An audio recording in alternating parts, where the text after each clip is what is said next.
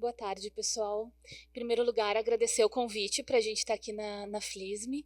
Acho que é muito legal essa união da gente estar vendo dança, estar falando sobre literatura, agora conversar um pouco sobre cinema também, né? Porque a gente sabe que as artes, na verdade, elas funcionam de uma forma muito integrada. Quando a gente fala de cultura, não tem como fazer uma separação de tudo isso.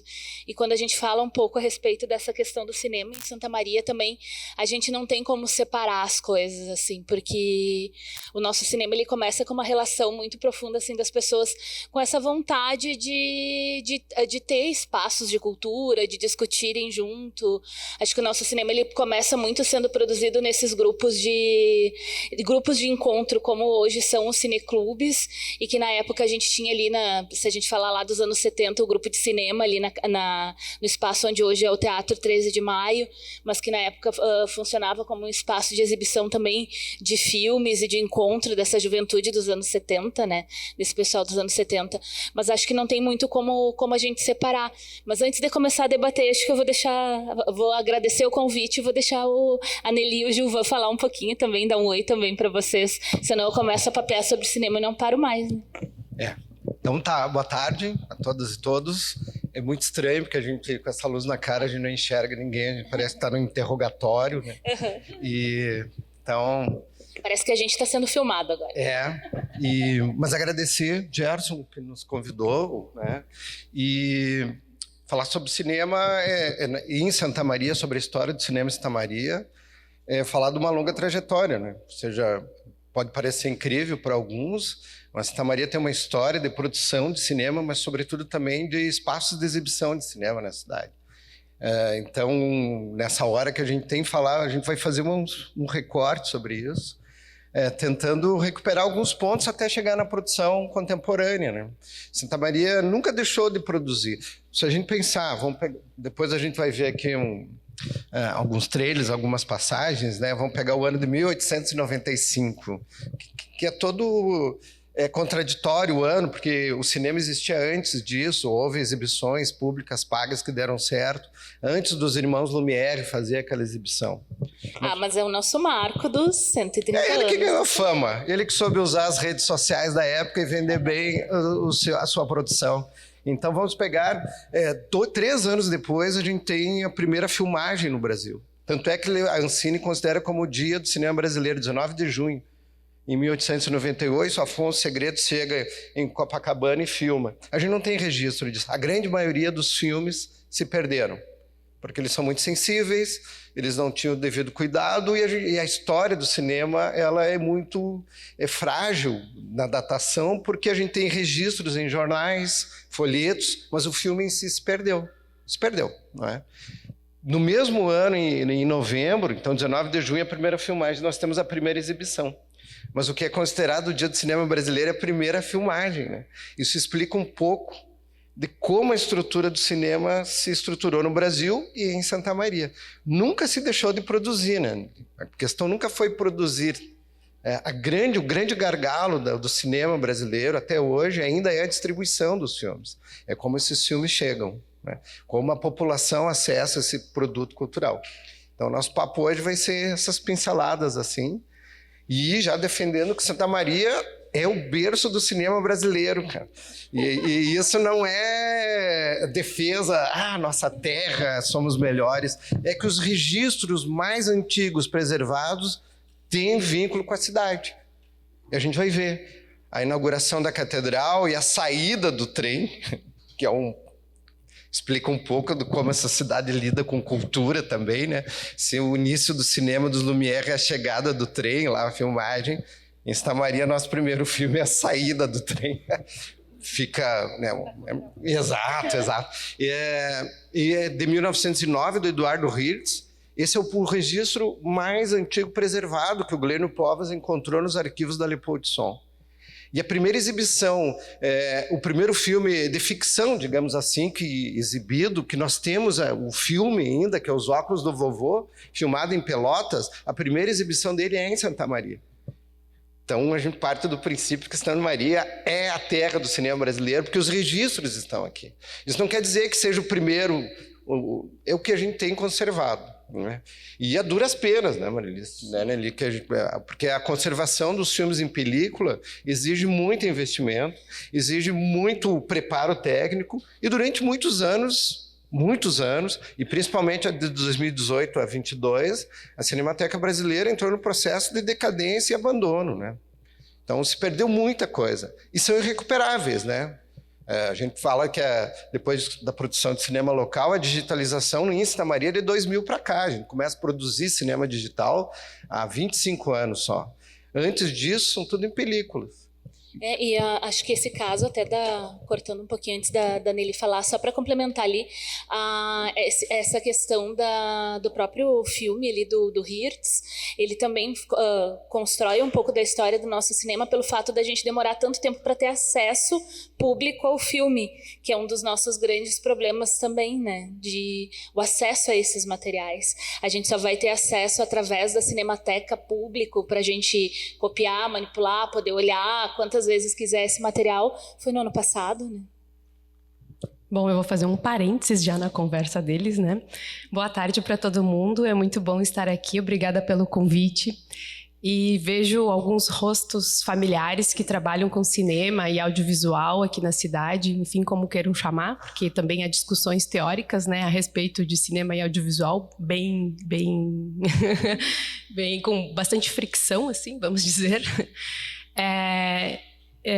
Eu acho que uma das coisas interessantes do que o pessoal está falando, e eles têm muito mais propriedade para falar dessa questão histórica que eu conheço, mas eu não domino como eles para ficar falando de datas, mas uma questão que eu quero levantar também, que aí não é somente da história do cinema aqui em Santa Maria, e abrindo outro parênteses, eu tenho um grupo com o Marcos Borba que se chama Santa Maria Melhor em Tudo, e eu vou adicionar mais esse item nesse meu grupo, porque há várias coisas muito boas, assim. Então eu estou catalogando, daqui uns dias sai um filme sobre isso. Enfim, pensando na questão da historiografia, que eu acho que é uma das coisas que a gente vai levantar muito aqui nessa uma hora de conversa, né? Porque existe o que a gente chama de historiografia oficial, e esses registros, essas datas, né, que são também, de certo modo, comemorativas e que nos servem para a gente pensar a respeito. Enfim, podemos aí falar do Nohá, né, dos lugares de memória, enfim. Mas a gente tem uma briga dentro do cinema, porque qual é o cinema que é registrado na historiografia oficial, né? E quando a gente fala da historiografia oficial do cinema do Brasil, a gente está falando de longa-metragem de ficção, né? A gente não está falando de curta-metragem, não estamos falando de média-metragem, quiçá documental, né? Então, minha posição aqui, para quem não me conhece, é muito do documentário. Eu faço parte da TV Ovo e nossa espinha dorsal é o documentário. Então, se o Jean-Claude Bernardet, que é um dos teóricos do documentário no Brasil, ele vai falar que o documentário sempre foi visto como o primo pobre do cinema no país, né? Porque ele não aparece nessa historiografia, e que se fala, e aí é outra discussão, enfim, é isso, a gente vai abrir várias discussões, mas talvez não vai terminar, né? Se fala dos ciclos regionais, né, do cinema no país, enfim. Mas o que marca, né? Tem todo... O Otran vai falar também de que a gente não deve pensar como ciclos, né? Mas, afinal, se a gente fala que que o cinema do país ele é feito de ciclos e que ele finda e recomeça, é porque a gente está considerando só ficção. Se a gente pensar do ponto de vista documental, ele nunca parou. Sempre houve produção de cinema documental. E é assim que o cinema nasce, documental. Tem uma questão que é importante, a Nelly levanta, antes da gente falar sobre Santa Maria, que eu sou um dos que defende que não existe cinema brasileiro, e também não existe cinema de santamariense, né? O que existe é cinema feito no Brasil, e o que existe é cinema feito em Santa Maria, né? Com suas inúmeras vertentes, né? Durante muito tempo se localizava a produção de cinema no Rio e São Paulo, e se tinha aquilo como filme nacional, e todo o mais era filme regional, né?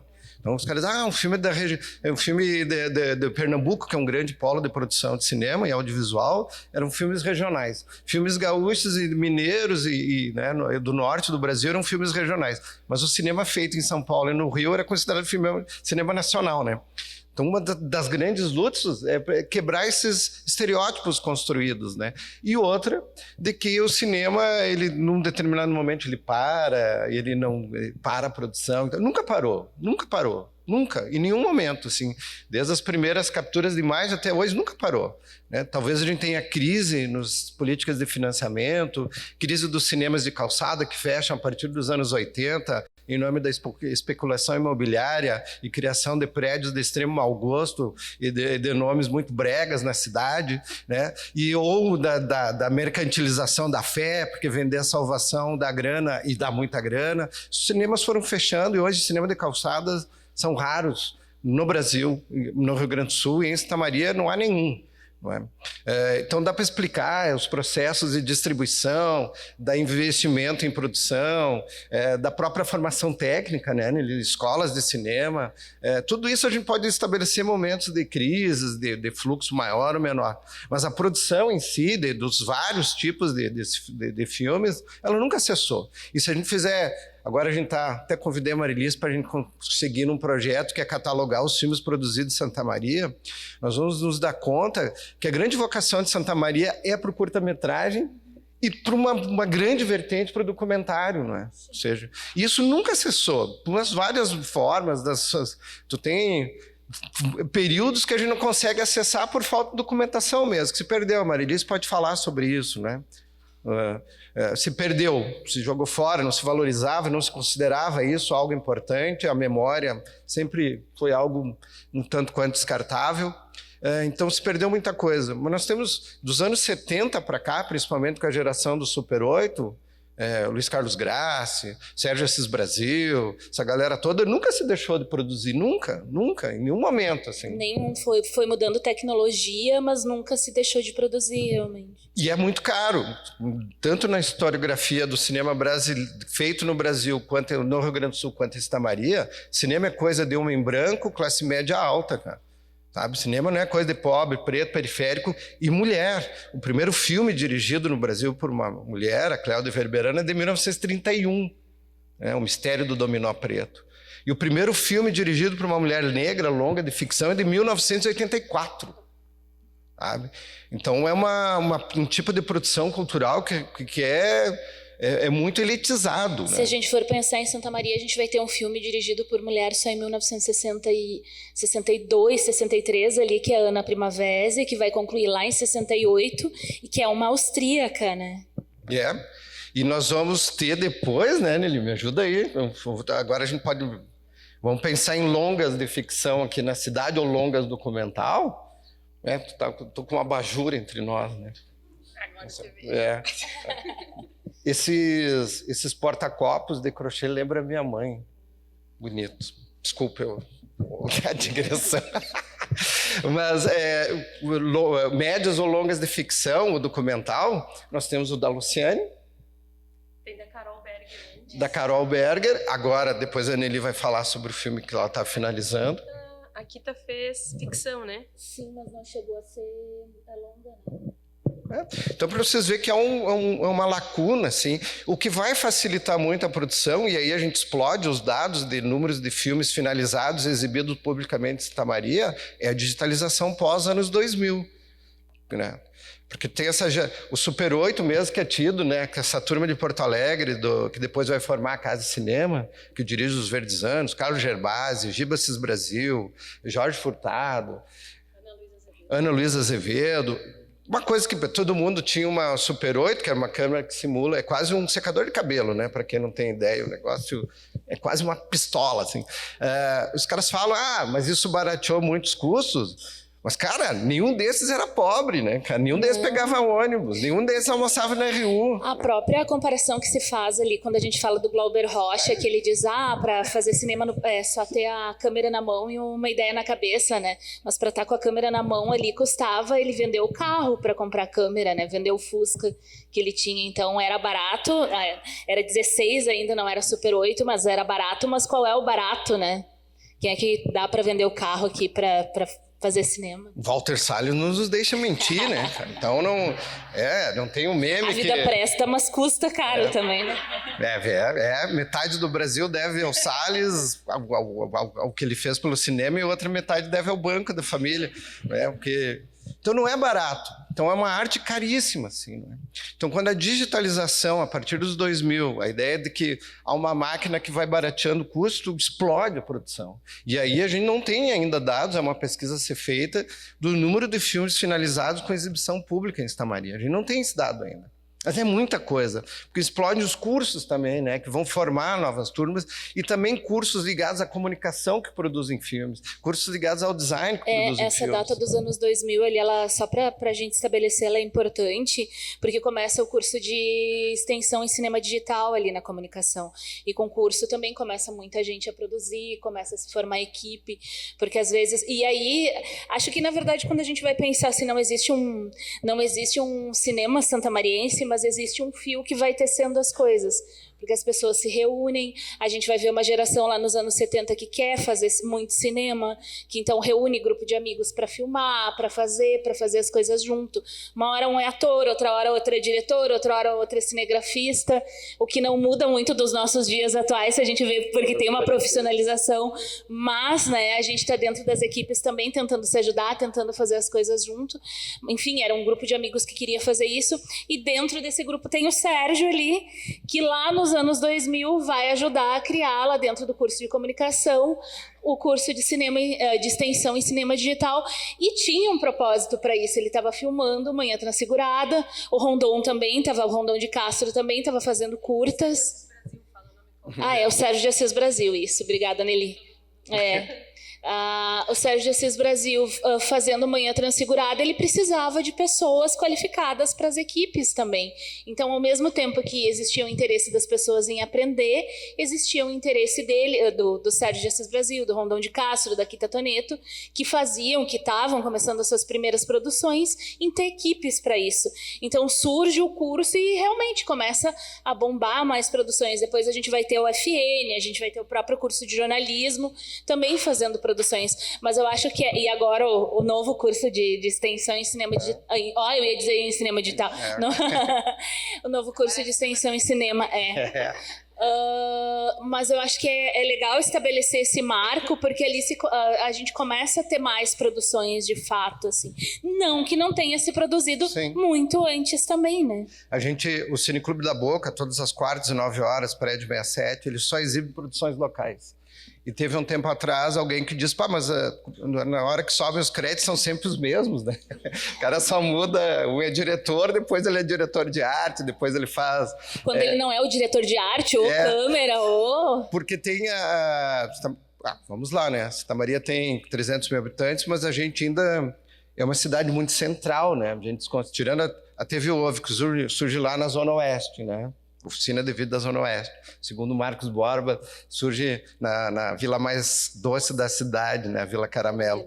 E a partir, tirando a TV, todas as produções que a gente vai ver, segue um perfil. Brancos, classe média, moradores do centro da cidade. Não quebra muito esse estereótipo. Mesmo quando se sai, né? Quando sai, por exemplo, para gravar em Silveira, Martins, Arroio do Sol, que a gente tem as produções, as equipes em si se centraliza nesse perfil. Exato, e se deve também grande parte do que a gente tem aqui de produção às produtoras, né? Se a gente for analisar, a gente não criou uma cadeia autossustentável da produção de cinema audiovisual, né? A Estação Cinema, que é um grupo que foi criado... na verdade a gente está lutando para isso, né? Essa ideia de que cinema é uma arte que pode ser feita através da espontaneidade, da colaboração coletiva, ela de certa forma joga para baixo todo um estudo, todo um empenho, todo um trabalho de vários profissionais, né? Ou seja, quando a gente se fala muito em cinema comercial e não comercial, eu acho uma divisão tanto estranha, né? Todo cinema é comercial porque ele precisa remunerar as pessoas. pense numa arte, né? Tu não vai convidar alguém para dançar, para escrever um livro, para atuar, para fotografar e dizer, não, tu é artista, tu não precisa receber para isso. Pô, né? No cinema, né, enquanto a gente não criar uma cadeia autossustentável, fica muito difícil. Por isso que as equipes se repetem, né? Tu acaba tendo que usar, né, essas estruturas. E por isso que é importante o financiamento público. Os editais mudaram muito a realidade disso, né? Porque eu lembro quando a gente produzia ali no início dos anos 2000, a gente não contava com editais. Então era muito a câmera emprestada, era o fulano que tinha o pai que emprestava alguma coisa, o outro que doava alimentação para a gente poder ter um horário de almoço. Hoje, com os editais, se consegue mudar muito dessa realidade. Ainda não é o ideal? Não é o ideal, mas a gente já consegue, pelo menos, ter uma profissionalização maior disso. E eu acho que os editais, eles também ampliaram esse escopo, que é muito interessante, pelas questões da inclusão das minorias, né? Então, a gente tem visto vários grupos se formando agora nos últimos editais, tanto eu sou muito acostumada com os nomes reduzidos, PNAB, Política Nacional Aldir Blanc, e LPG, Lei Paulo Gustavo. É que a gente fala assim, LPG é tipo falar esse copo d'água, assim, né? Que vai ser pontuar quem vai ter mulheres, e não só aqui no município, né? Mas isso é uma política mesmo nacional, né? Então, que vai se pontuar mulheres no roteiro, ou na direção, ou na direção executiva, né? Ou pessoas pretas, ou LGBTQIAPN+, né? Então, isso pontuar vai pontuar mais para qualificar, para aprovação isso, ou não. Então, isso vai também diversificando um pouco quem que assina, né? E quem que produz essas obras. E eu acho que esse ano e o ano que vem a gente vai ver um boom de muita coisa legal, porque agora esses produtos estão começando a ficar finalizados. E aí já fica o convite para todo mundo. Vão aos cineclubes. Fiquem atentos né? Uma das coisas que a gente sempre coloca como contrapartida é exibição em algum lugar, seja para o público-alvo do filme que você está fazendo, sempre em cineclubes. Então, assim, eu acho que a gente vai ver coisas maravilhosas de Santa Maria, assim, desse ano até o ano que vem. Muita história sendo contada. E, às vezes, pode ser que, sei lá, o território onde esse filme foi realizado é o mesmo, mas a perspectiva é totalmente diferente. E isso é legal. Porque o documentário, ele é a visão de quem dirige, né? Ele é um recorte, ele é apenas um fragmento, uma representação. Mas eu acho que a gente já chegou no hoje, a gente podia voltar, né? E a gente trouxe, a gente conversou e trouxe 2 fragmentos daí o Gilvan vai dizer outra coisa, do começo do cinema em Santa Maria. Do começo oficial do cinema. Vamos exibir primeiro... Primeiro da chegada do trem. Pode ser a chegada do trem primeiro, o francês. Depois já saiu. Eu não vou ver, né? Vocês me contam.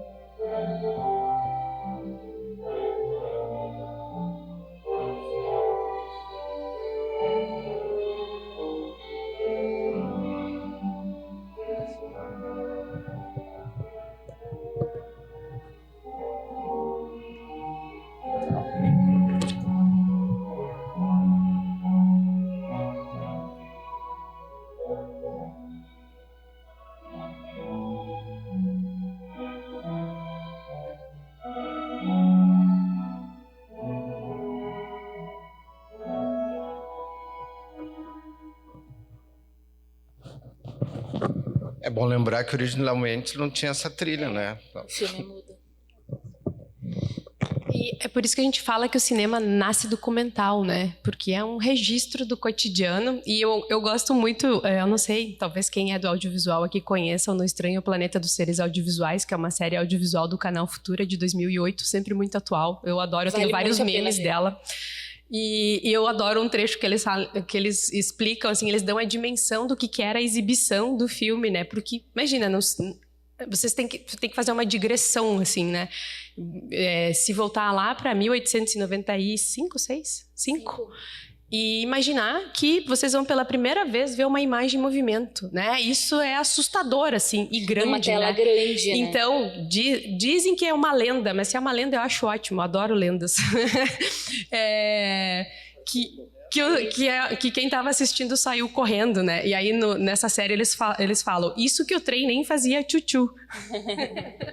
É verdade. E tem um outro lance que é impressionante, assim, porque parece coisa meio infantilizada, alguém vê uma imagem de um trem chegando e sair correndo. Mas tem um cineclubista chamado Hermano Figueiredo, lá do Alagoas, ele é famoso porque exibiu numa vaca. Ele tem... mas é verdade, Ronaldo, não ri. O Hermano, ele tinha o cineclube Jangada, que ele exibia em velas de Jangada, ele é de Maceió, né? E um dia, para ajustar o foco do projetor, tinha uma vaca na praia, e ele ajusta, sabe? Tá. Enfim. E aí alguém fotografou isso e correu o mundo em todo que havia um cineclube no Brasil que os caras exibiam numa vaca e tal. Mas o Hermano tem uma frase fantástica, assim, que ele diz que o cinema é uma magia... Pois é pequeno. O cinema é uma magia que quanto mais se revela, mais misteriosa fica, não é? Então não é absurdo achar que alguém se assusta com a chegada do trem, quando muitas pessoas, quando eu fui assistindo Estou Aqui, estavam em prantos, chorando, né? Quando eu assisti O Exorcista no cinema, faz tempo, as pessoas, assim, tinham ataques de medo, né? Assim, né? Ou de ódio em algumas situações, quando tu vê um vilão clássico do cinema, sabe? Então, não é absurdo achar que alguém sinta medo, né, de um trem chegando, quando hoje a gente sente 1 bilhão de emoções dentro de uma sala escura.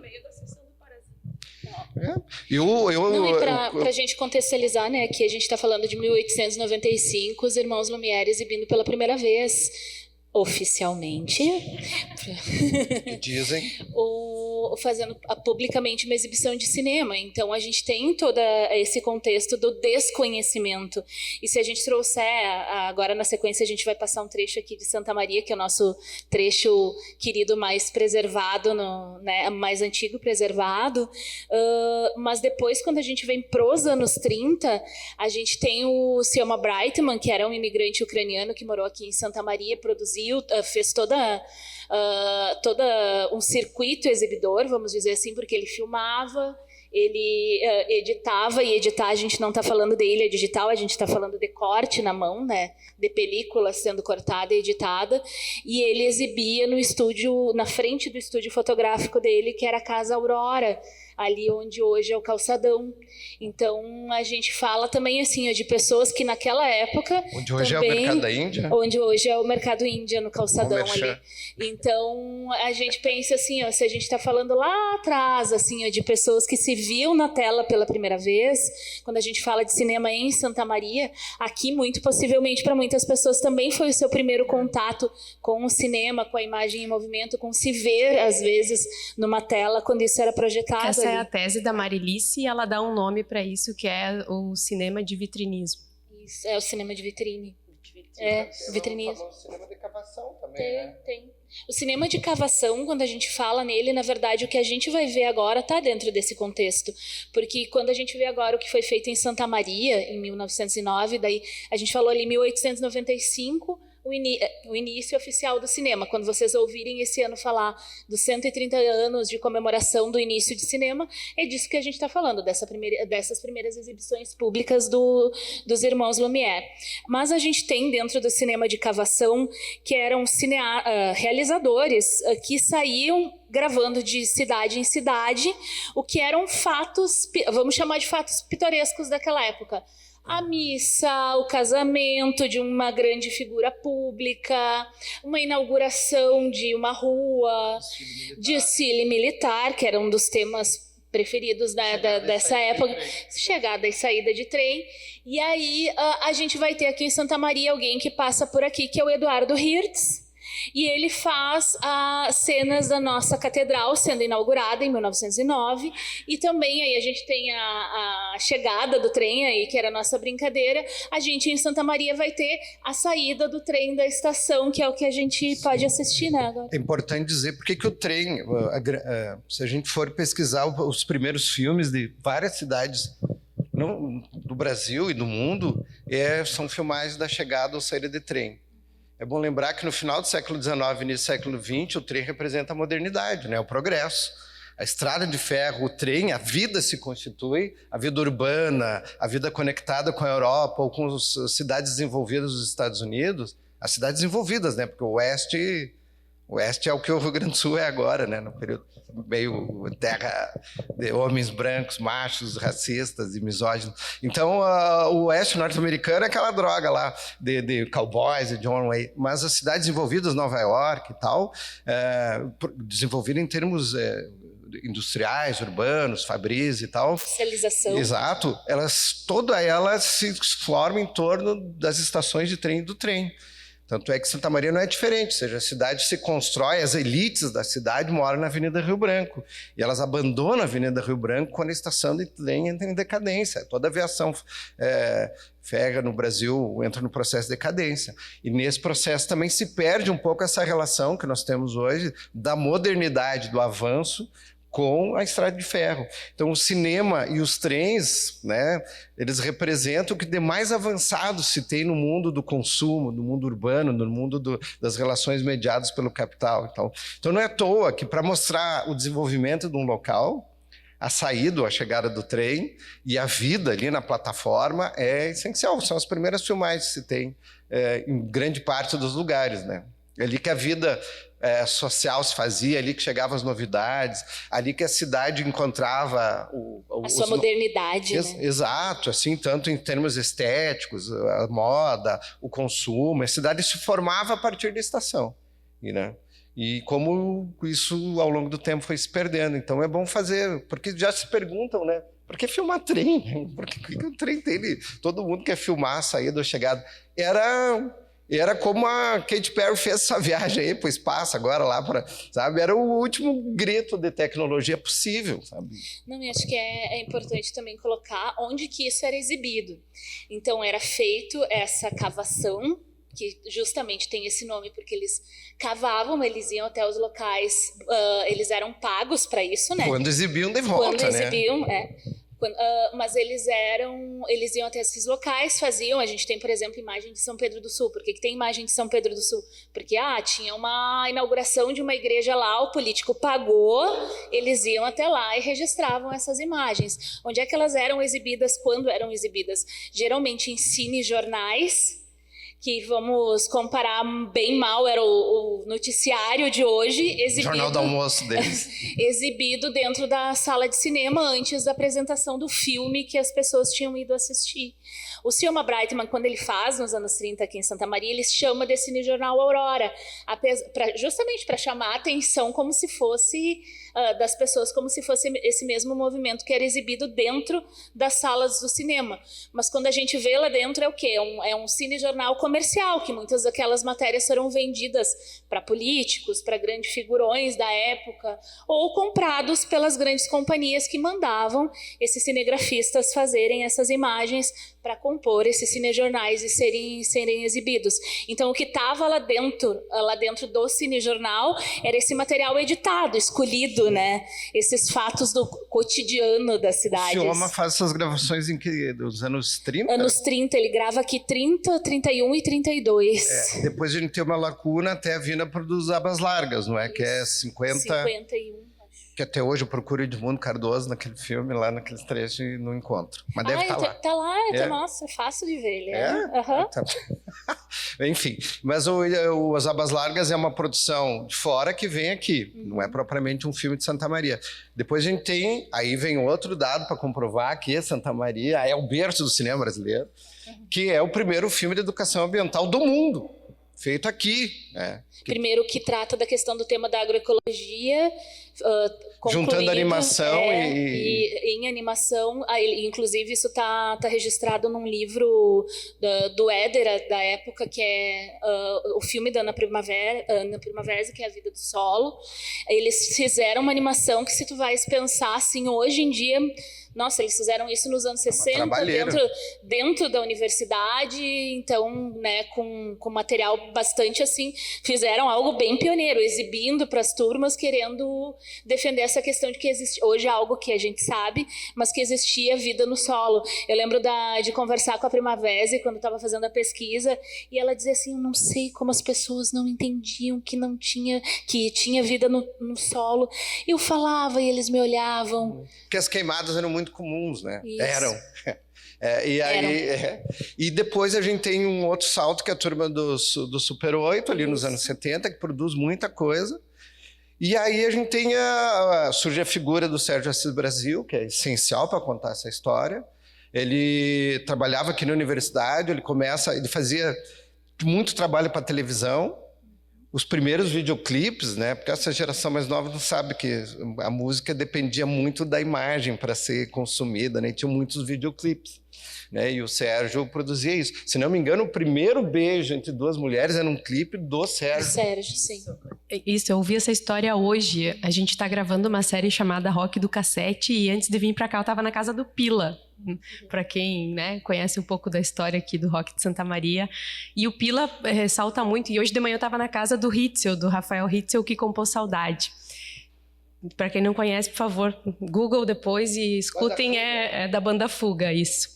E ele estava falando isso, assim, do quanto que eles revolucionaram fazendo esse clipe, porque a banda Fuga, que era um heavy metal, fez o clipe, e que foi assim no estado. A gente até gravou manchete de jornal da 0 Hora, assim, do quanto que foi revolucionário, assim, o beijo de duas mulheres, né?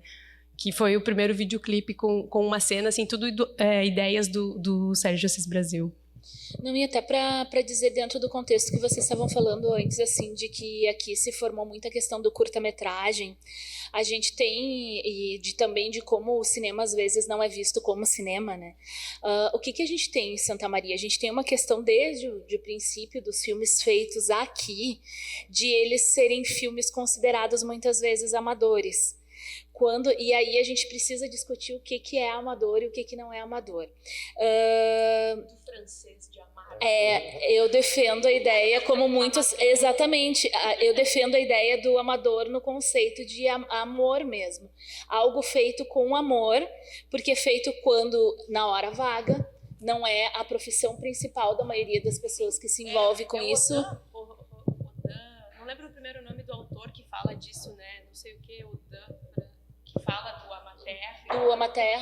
Na França é muito comum falar de cinema amador, não como algo que não é profissional, mas de pessoas que se dedicam muito para isso. Eu perdi o nome agora também, porque eu trouxe mais, quando eu usei o conceito, eu trouxe mais da Patrícia, que tinha feito a tese dela sobre isso também, e agora esqueci o sobrenome da Patrícia. Mas, enfim, acho que tem muito mais esse viés do que é feito com carinho, feito nas horas vagas, mas feito com uma grande vontade, com uma imensa vontade de se fazer, de não deixar de fazer. Até porque essas pessoas, elas assistiam, principalmente lá nos anos 70, a geração Super 8 assistia muito filme. E quem assiste muita coisa fica com aquela coceirinha, com aquela vontade de fazer também. E se a gente fizesse um filme junto, e se a gente rodasse, se a gente gravasse. E aí vem um pouco dessa questão da tecnologia, de usar o que tem na mão. Hoje muita gente pode usar o celular. Naquela época o que se tinha era o Super 8, era a filmadora Super 8, que nem foi criada para fazer filme. Ela foi criada para se gravar aniversário de criança, casamento. Essas filmagens domésticas, quando a Kodak criou a Super 8, era para isso. Não era para fazer filme de cinema. Então, muito tempo isso foi muito mal visto por quem assumia o nome de cineasta. Então, olhava de cima e dizia, não, eu sou cineasta, eu filmo em 35mm. Aí, quem filmava em 16 já tinha um certo desprezo. E quem filmava com uma filmadora Super 8 já vinha o nariz torcido de quem realmente eram cineastas, os reais cineastas da época. Então, muita gente que filmou, que fez, que realizou trabalhos, não via a sua própria produção com o mérito que ela de fato tem. E no meio disso, muita coisa se perdeu, muita coisa foi parar na lata do lixo.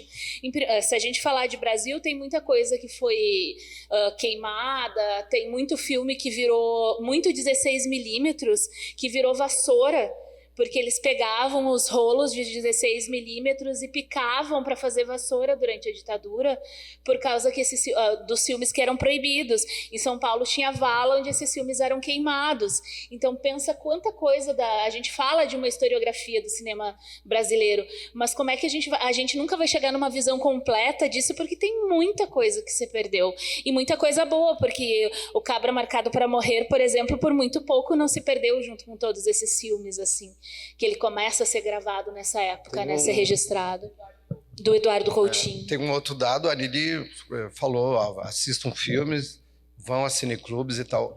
O que perpassa, saltamos, né, para essa geração que usa VHS e tal, e tu tem uma outra lacuna, né, até o Sérgio finalizar ou começar as filmagens do Manhã Transfigurada, ele só vai finalizar...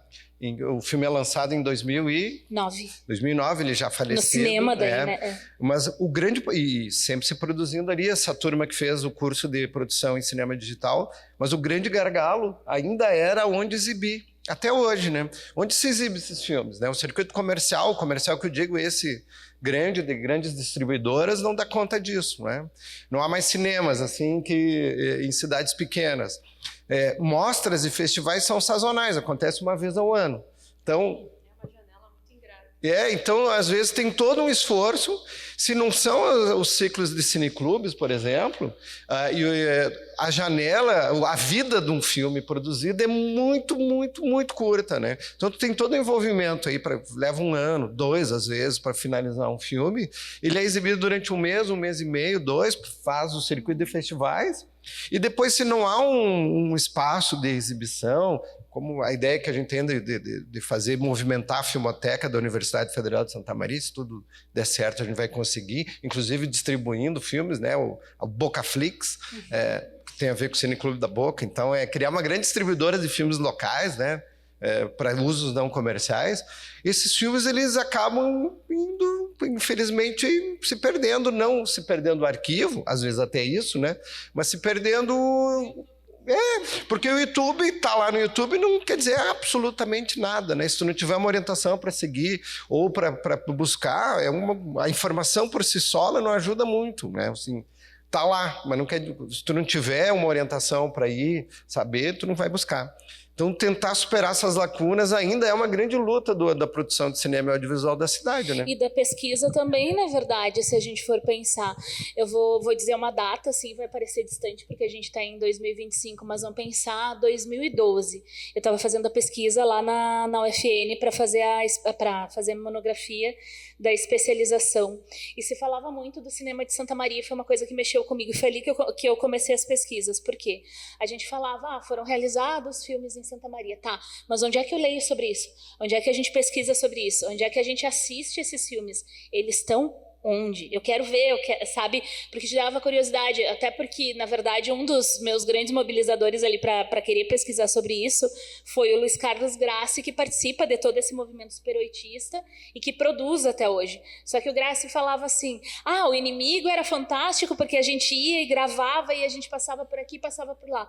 Tá, mas onde é que eu assisto o Inimigo? E não tinha onde ver. E isso era uma coisa que me cutucou muito como jornalista para querer ver, para querer disponibilizar isso para as pessoas e para ter isso registrado em algum lugar. Só que daí, aí dá para entrar na lista da Nelly do Fizemos Primeiro, ali do Santa Maria Melhor em Tudo, porque o que me angustiava um pouco, que quando a gente dizia que nos anos 70 tinha sido feito cinema aqui, o que as pessoas diziam? Não foi feito cinema aí. Tá, mas tem o filme do Grassi. Mas isso não está em lugar nenhum. Tá, mas se nunca ninguém colocar em lugar nenhum, nunca vai estar em lugar nenhum. Ele nunca vai estar efetivamente em lugar nenhum. Então, foi aí que a gente começou as pesquisas e começou a olhar para esses materiais. Então hoje é fácil a gente dizer assim, nossa, o filme da Primavera, eu falo filme da Primavera, mas era de várias pessoas, né? Ele é o filme, o primeiro filme sobre a agroecologia feito com animação no mundo e tem um papel super relevante. Só que a gente não sabia disso. Até a gente conseguir achar esses registros, até a gente conseguir fazer tudo. A mesma coisa de boa parte dos nossos filmes, até achar a foto, a revista, o cartaz do primeiro festival que a gente teve aqui nos anos 70, a gente não conseguia provar que a gente realizou um festival muito antes, inclusive, de Porto Alegre ter o seu, assim. Então... E aí não é dizer assim, a gente fez antes de Porto Alegre. Não, é poder dizer, poxa vida, nos anos 70 a gente fez um festival. As pessoas de vários países mandaram filme para cá, e era filme Super 8, e elas tiveram coragem de mandar para cá, eu digo coragem, porque eles podiam perder para sempre o seu filme, e foi exibido aqui. Porque não tinha cópia, né? A película ainda era única, depois se criou a possibilidade de fazer cópia do Super 8. Mas, assim, tem toda uma história que mexe com isso. E quando tu falava dessa questão do circuito exibidor, já de lá nos anos 70, primeiro, se Oma pensar em exibir na vitrine, o cinema de vitrine. Depois, lá nos anos 70, deles fazerem o primeiro festival do Super 8, porque não tinha outros lugares para exibir as produções que eles estavam fazendo, né? E uma coisa que vem até hoje, né? Ou a gente assiste em festival, a gente assiste em cineclube, ou na maior parte das vezes a gente não assiste, porque pouca coisa nossa chega no streaming ou chega, né, na sala de cinema tradicional. Eu sei, vou fazer às vezes de mediadora aqui. A gente está, né, chegando no nosso tempo, nas 5h30, enfim... Eu acho que tem muitas facetas aí que a gente pode conversar sobre, e também a gente acha que pode abrir, de repente, para alguém que queira levantar algum tópico, né, algum ponto. Por favor. Eu queria falar, primeiro, agradecer a presença de vocês. Eu sou funcionário da TV, né? Estou pesquisando o acervo digitalizado da TV, e uma coisa que me chama a atenção é essa ligação direta da universidade com o desenvolvimento do cinema. Claro, não nos primeiros anos que ainda não existia universidade, mas o que eu percebo? Essa geração de pessoas que se ligaram a essa produção de cinema de Santa Maria, eles têm uma ligação direta com a universidade, trabalhando, estudando, o próprio, né, da Ana Primavera feito aqui dentro, do Sérgio Brasil. O Joel Saldanha, que também foi desenhista daqui. Vocês fizeram um trabalho sobre ele. A gente tem uma exposição, porque a família doou todo o material para a TV Ovo, e a gente tem uma exposição. Que estão lá no YouTube. E a animação é lindíssima, assim, o material dele.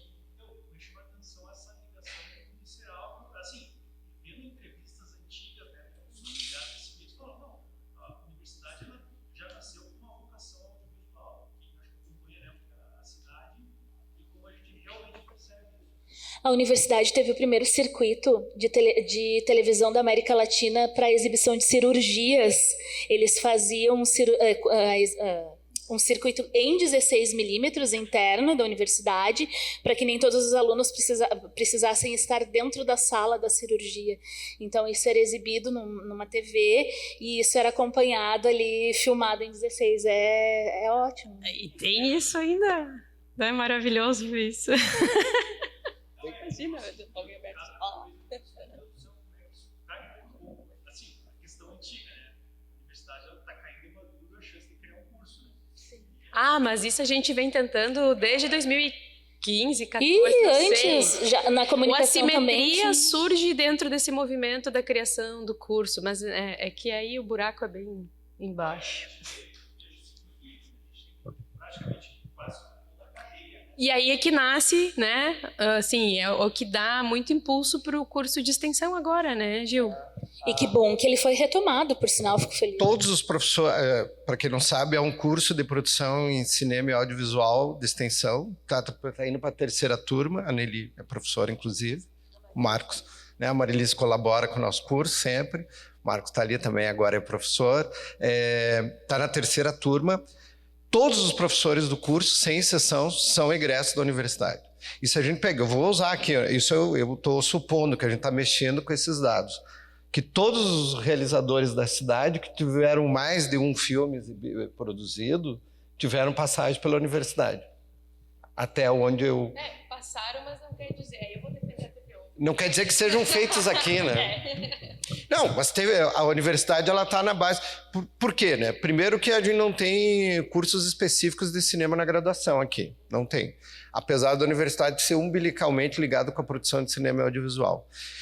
Segundo, né, que ela centraliza, e os cursos dos anos 2000 para cá, passaram a usar a produção audiovisual também como mecanismos de finalização de trabalhos de curso. O audiovisual se tornou quase uma continuidade da produção acadêmica, né? No mestrado em patrimônio, de cada 10 alunos que se inscrevem, 8 o produto final é um documentário, né? A ideia é registrar a imagem em movimento, ou produzir algo e tal. Então tem toda essa relação.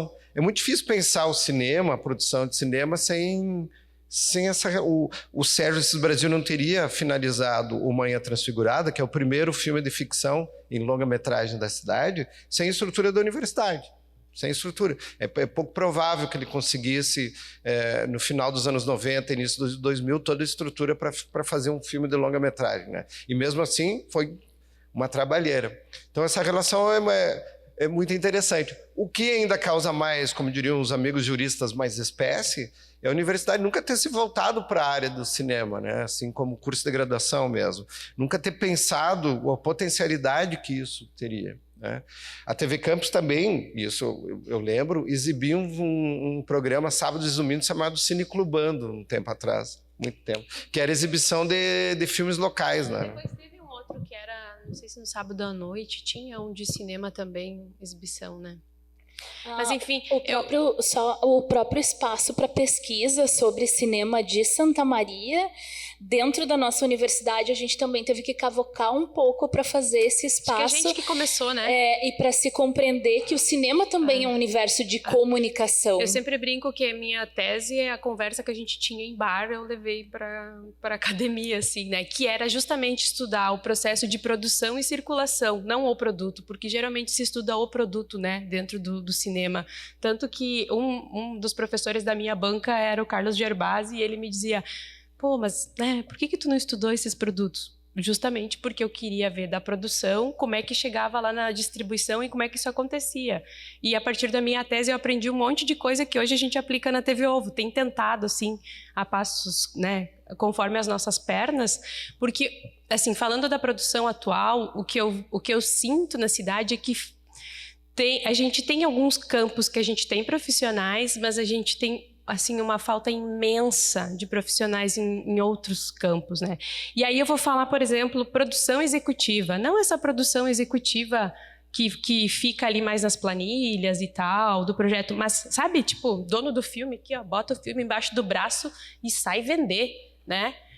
Assim, ó, vai para pitching, vai rodar o mundo, não sei, né? Mas não tem. E aí vou fazer um paralelo agora, a gente gravando com um pessoal que tinha as bandas de rock dos anos 80 e 90. Tem gente que fala que as bandas não foram para frente porque faltava esse olhar do negócio, né? De como tu tira daqui também e faz né, passar para além dos morros aqui. Então, eu acho que a gente tem áreas aí muito importantes para a gente crescer, assim, para a gente consolidar o cinema aqui. Tem muita gente talentosa, muita gente que está vindo, que volta esse olhar, mas às vezes, vamos lá, direção como se fosse, né, a melhor função, assim. A gente precisa de roteirista, né? Porque sem roteiro tu não vai para lugar nenhum. A gente precisa de boas cabeças que também pensem nos projetos. Lá na TV Ovo a gente às vezes, como é que é aquele jargão que tem no futebol? Chuta o escanteio, vai lá e tenta cabecear, mais ou menos isso. A gente faz várias funções, assim, né? Não se dedica numa, não é porque não quer, é porque falta pessoas com um perfil, né? Então, assim, acho que tem vários... A gente tem demanda, sabe? E conforme períodos, né? Conforme governos, conforme investimentos de políticas públicas, a gente tem mais demandas. Às vezes a gente retrocede, né? Mas não deixa de produzir, vai produzindo também. E aí, nesse sentido, eu acho que alguém tem mais alguma... Aqui e depois lá atrás. Eu queria ouvir vocês um pouco mais, porque algum momento vocês comentaram que a vocação da cidade é fundamental. Eu queria que vocês falassem um pouquinho mais disso. E por que falta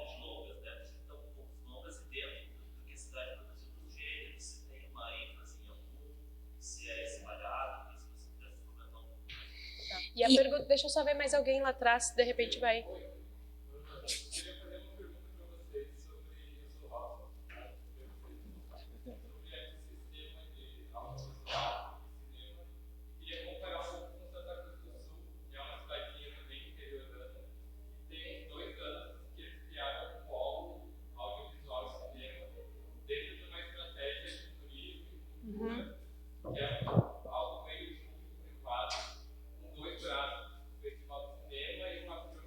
Eu ia dizer, tem Film Commission, né? É. Teria de papel de tanto conectar os profissionais quanto de levar para fora. Eu queria saber de vocês o que falta para que algo parecido pudesse acontecer em Santa Maria. Falta gente, é isso. A gente chuta, cabeceia, entendeu? Agora a Film Commission, de novo, está num ciclo de ser retomada. Eu já fui... O Daniel Paim foi da Film Commission. Que ano a gente era? Que ano foi que começou a Film Commission? A Marília Chartuni era... E Film Commission, até em 2002 eu participei de um entende? projeto É um recomeçar sempre, só que troca a gestão, a política não continua... Enfim, é muito fôlego que tem que ter. Porque, assim, ó, uma coisa tu tem que estar nas pontas das políticas públicas defendendo para que a coisa aconteça. E quando tu fala em política pública é para que seja coletivo e chegue para todo mundo. Só que, ao mesmo tempo, enquanto eu tô, às vezes, lá numa... Vou chamar de audiência, mas, enfim, tem vários tipos de encontro. Eu tô deixando de estar gravando ou deixando de escrever um projeto. Então, eu tenho que ir fazendo escolhas. Às vezes, por exemplo, agora era para alguém da TV Ovo participar da Film Commission. Aí foi outra pessoa, não foi, né? Acaba que não tem uma continuidade, porque a gente vai fazendo escolhas no decorrer, assim. Mas tá com um projeto forte de novo, assim. Eu espero que cresça um monte, que dê certo. Eu acho que Film Commission é importante porque é justamente isso, é trazer... Daí não é nem para potencializar produções daqui, é para trazer coisas de fora, né? E isso vai gerando uma indústria, né? Uma circulação. E festival a gente também tem o nosso, né? Mas eu acho que o de Santa Cruz, eu vejo, ele tem uma característica que ele tem muita produção de Porto Alegre, né? Assim, ele tá indo com um perfil, assim, meio tipo Gramado, digamos, a característica do festival de lá. Não sei se tu concorda comigo. Eu nunca fui no festival, mas eu sou bem stalker, assim, e eu olho tudo que entra em festival. Por isso que eu falo que é uma janela ingrata, porque eu acompanho bastante. E eu gosto de acompanhar para ver quem que vem de novos nomes, assim, né? E eu vejo um pouco isso de Santa Cruz, que tem acontecido isso, assim. E aí eu acho que a pergunta é mais para vocês responderem. Da questão do longa e do curta, tem uma questão tecnológica inicial, porque se a gente for pensar, por exemplo, ali quando começou com 16mm, eles eram filmes mais curtos mesmo. Então, raramente se teria condições de fazer um longa-metragem com ele. Se a gente pensar ali nos anos 70, que foi muito forte a nossa produção, o Super 8, ele é uma película muito fina, ele é uma película que ele quebra com facilidade. E ele era editado todo manualmente, eles cortavam, eles colavam. Então, quando isso passava pelo projetor, rebentava também com facilidade. Então, os filmes, geralmente, eles eram mais curtos por isso. E porque tinha um custo também para isso. Tudo era revelado. Então, tipo, para mandar revelar, a maioria não era aqui em Santa Maria, ia para fora, tinha a volta desses materiais, então tudo era custo. Então, o início desses filmes mais curtos, a gente está falando disso. Até esses próprios fragmentos, se a gente for pensar... Enfim, a gente nem exibiu ainda o fragmento. Meu Deus. O Gerson está enlouquecido. Começa muito com essa questão tecnológica envolvendo, assim. Eu acho, Ronaldo, que a questão primordial é grana, dinheiro, plata. Ouvir o metal, fazer filmes é muito caro, longa é mais caro ainda. E tem duas questões envolvidas, que eu acho. Primeiro é onde exibir os longas. E a outra, que está concatenado com o que ele disse, um longa exige uma história muito bem desenvolvida. E aí não só história, tudo, né? Mas tu precisa de um bom roteiro. E talvez essa seja uma das partes mais desassistidas, principalmente em longas de ficção, né? Boas histórias, né? Eu sei que o Gerson está apressado, mas acho que tem duas características que a gente mencionou en passant que merecem ser vinculadas. A primeira é a importância dos festivais em Santa Maria. Sabe, os festivais, eles dão outro impulso aí da produção daqui. E eu diria que se tem uma característica dos filmes de ficção na cidade, E aí a Epifânia vai saber o que eu estou dizendo, é uma forma de interpretação teatral que a ficção da cidade traz. Eu não estou dizendo que isso é ruim, não estou dizendo que é bom, eu estou dizendo que é uma característica que é muito vinculada às ficções, à formação de atores para teatro aqui. Isso se revela nas produções ficcionais.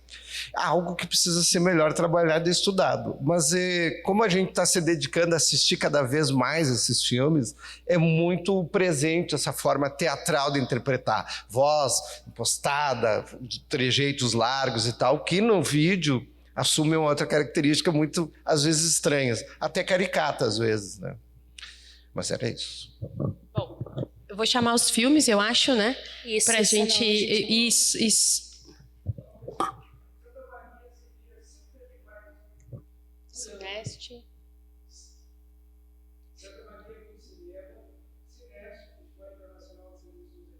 Fenacim. Tem hoje, hein? Hoje tem a simetria amanhã.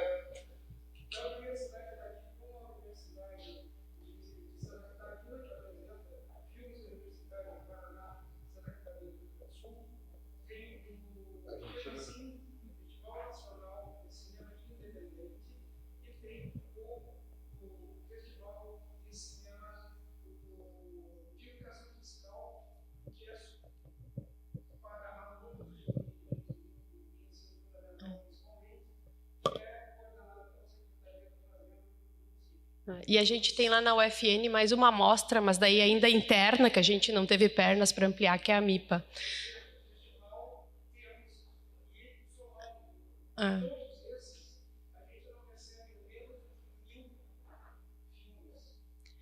E eu acho um pouco, Ronaldo, não todos assim, produzidos aqui, né? Só pra gente... Isso. Eu acho que a questão do longa, assim, eu acho que a gente acaba indo talvez para o documentário por essa vocação, já que a gente não tem um curso e quem faz vem do jornalismo, por exemplo, né? Sou jornalista, assim, boa parte, então a gente acaba indo para o documentário, é muito mais vocação nossa, e eu sou uma defensora do documentário porque eu digo assim, eu não tenho criatividade para criar uma história melhor que a vida real, entendeu? Porque a vida real ela é muito legal, assim, ó.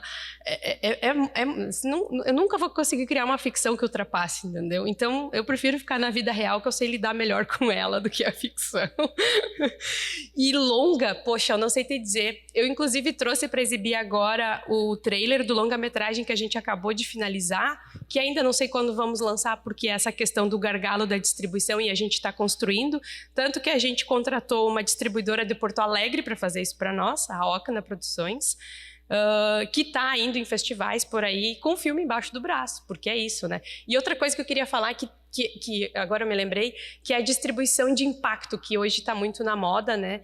Tem produtoras especializadas, distribuidoras especializadas em trabalhar com distribuição de impacto, que é a Elisa Capai, é uma documentarista, talvez vocês já ouviram falar, trabalha muito com isso, que não é necessariamente, tu até pode ir para a sala de cinema, é importante, pontua na Ancine, para depois tu conseguir aprovar projetos, enfim, mas é ir para as escolas, ir para onde esse filme precisa chegar naquele público-alvo, onde ele pode ir ali plantar uma sementinha. Então, no nosso longa, a gente quer trabalhar muito com isso, com distribuição de impacto. A Mari é roteirista, inclusive, comigo, junto com a Inês Figueiró, desse filme. Eu acho que a gente pode exibir os três numa sequência, né? Pode ser? Se deixarem, a gente exibir ainda.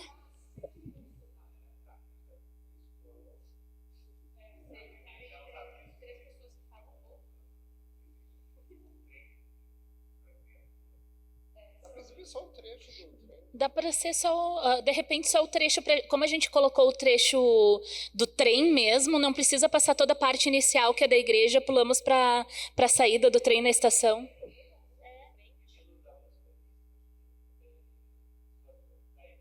O da luz cansou. Aí a saída da catedral. Ali é quando começa a inauguração da nossa catedral.